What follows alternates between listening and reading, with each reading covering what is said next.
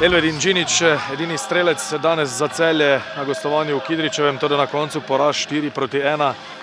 Zdelo se je, da je Aluminij ta trenutek vendarle nekoliko boljši, morda celo najboljši ta hip v državi. Verjetno ni bilo lahko. Kakšna bi bila vaša ocena tega obračuna?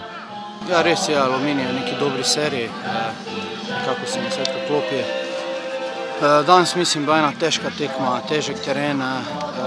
Dobro smo začeli s tistim mojim golom, ampak pol prepoceni prejeli dva zadetka in pol se je bilo težko vrniti na tem igrišču, ki mislim, da je njim bolj odgovarjalo kot nam. Dva poraza v tej sezoni na gostovanjih ravno v Kidričevem. Je to ekipa, ki vam nekako tradicionalno ne leži, ali je to zgolj slučaj? Ja, res je, zgleda, da nam Aluminij ne leži.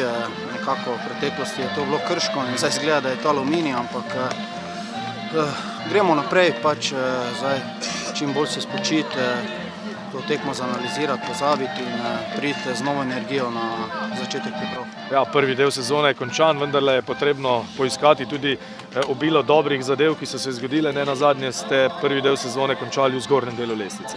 Ja, res je, mi smo si želeli pač, da bi končali ta prvi del na 3. mestu, ampak mislim, da smo tu blizu z točkami in še vedno smo v borbi za to 3. mesto. Tako sem rekel, zdaj dobro se spočiti in pripraviti na drugi del sezone. Hvala lepa za pogovor. Hvala.